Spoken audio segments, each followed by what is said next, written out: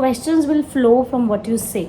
तो आप जो भी बात कर रहे हैं क्वेश्चन नेक्स्ट वहीं से ही आएगा। Hello everyone, welcome back to my channel and in today's video will be covering the most common asked questions. ये बहुत पूछा जाता है मेरे से कि अगर हमने नेट जेआरएफ क्वालिफाई कर लिया तो उसके बाद हम जॉब्स के लिए अप्लाई कैसे करें एंड उन जॉब्स के इंटरव्यूज़ को क्लियर कैसे करें। उन क्वेश्चंस के आंसर्स के लिए watch the video till the end and stay tuned. आप नेट जेआरएफ क्वालिफाई कर लेते हो तो और अगर आपको अब जॉब्स के लिए अप्लाई करना होता है तो the only common way and the route is कि आप अपने आसपास के जो से भी यूनिवर्सिटीज़ को पहले तो आप सेलेक्ट करेंगे जिनको आप टारगेट करना चाहते हैं। नंबर 1, आपको उनकी वेबसाइट्स को चेक करते रहना है। Secondly, you will also see कि काफ़ी सारी हमारी वैकेंसीज एडवर्टाइज होती हैं न्यूज़पेपर्स में भी।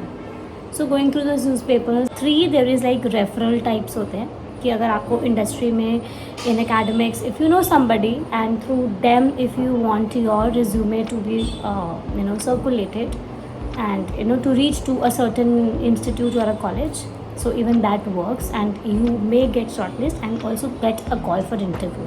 And fourth way is to actually physically go and drop the resume in those institutes, especially in the private.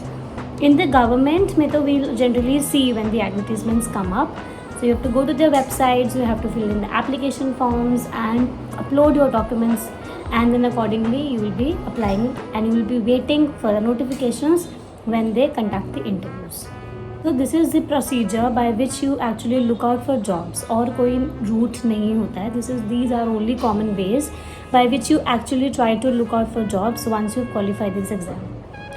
Now the next question that we're going to answer is कि suppose अब हम interviews के लिए बैठ गए, अब हमें क्या करना है, क्या पूछा जाता है इंटरव्यूज़ में, हम ऐसा क्या करेंगे जिससे हमारा वो इंटरव्यू है वो जो क्रैक हो जाए। सो पहले तो आपको ये जानना होगा कि जब भी ऐसे एकेडमिक इंटरव्यूज़ होते हैं for the positions of assistant professors, associate professors और professors, so generally you should know that personal questions are not asked. So mostly हमारे एकेडमिक बेस्ड क्वेश्चंस ही रहते हैं for which you should be prepare. So mostly जैसे कि 3 तरीक़ों की चीज़ें पूछी जाती हैं आपसे। जैसे एक आपका पूछा जाएगा एजुकेशनल बैकग्राउंड। सो एजुकेशनल बैकग्राउंड के बारे में you should have a complete, obviously वो आपने किया, आपको पता है आपने कहाँ से क्या किया, कौन से साल में किया, करेक्ट। सो कौन से कॉलेज से किया, सो वो सब you have to answer. Second, you should be able to tell about any teaching experience if you have. If you are a fresher, you can always say that I have just entered the market and I am looking for a job opportunity.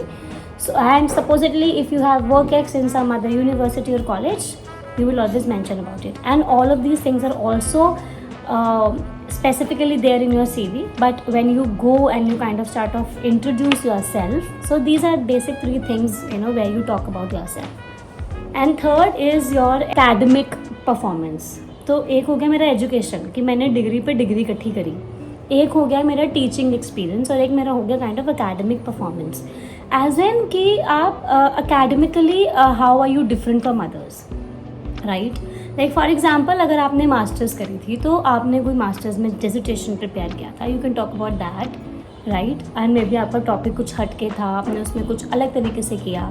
और may be like for example you have attended certain conferences, you have attended certain workshops, any seminars और even publications, और may be PhD में आपने कुछ अभी award जीता है कम सम, so anything which is extraordinarily different from your basic degrees, right.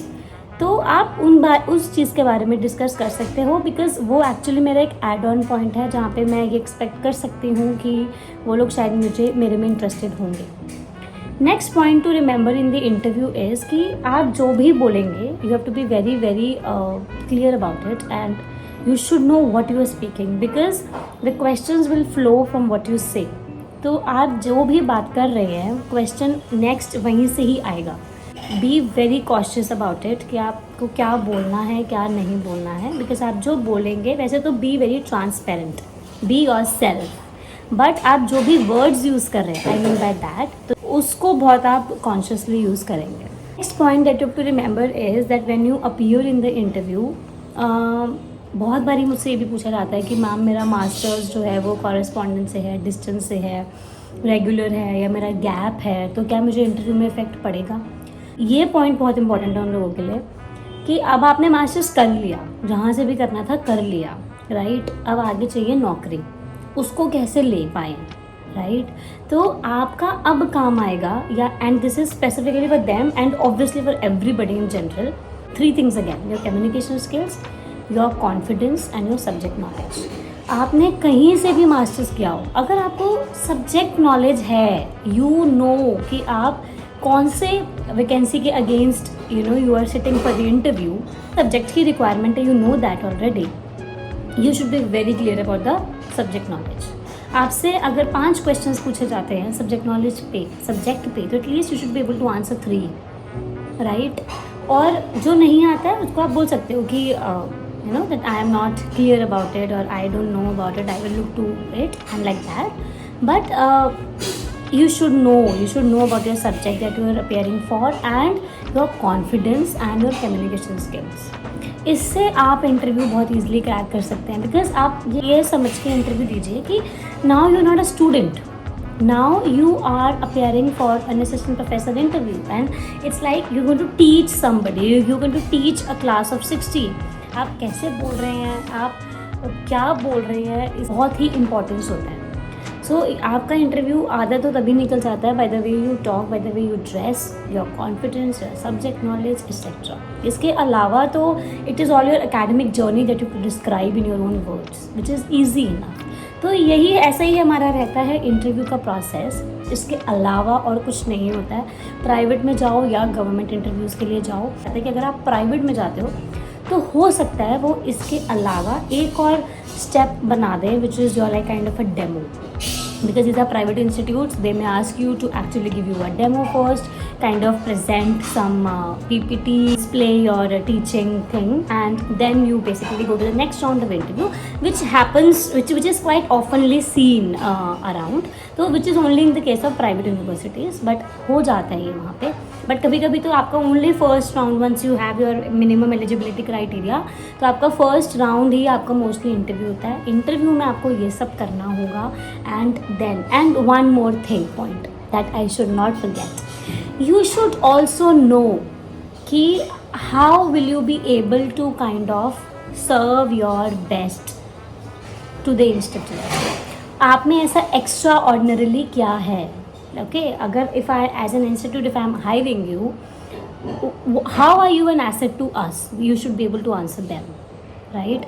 Teaching is, सब कर लेंगे टीचिंग, आप और किस वेज़ में उनको हेल्प कर पाओगे और किस वेज़ में उनको कंट्रीब्यूट कर पाओगे, तो इसका आंसर आपके पास अवेलेबल होना चाहिए। These are the basic general questions that you should be ready about and you should know for every interview that you appear. I hope this video was useful. I tried in best to explain everything in detail. If there is anything else, do let me know in the comment section. I will be happy to help and stay tuned for more videos. Bye.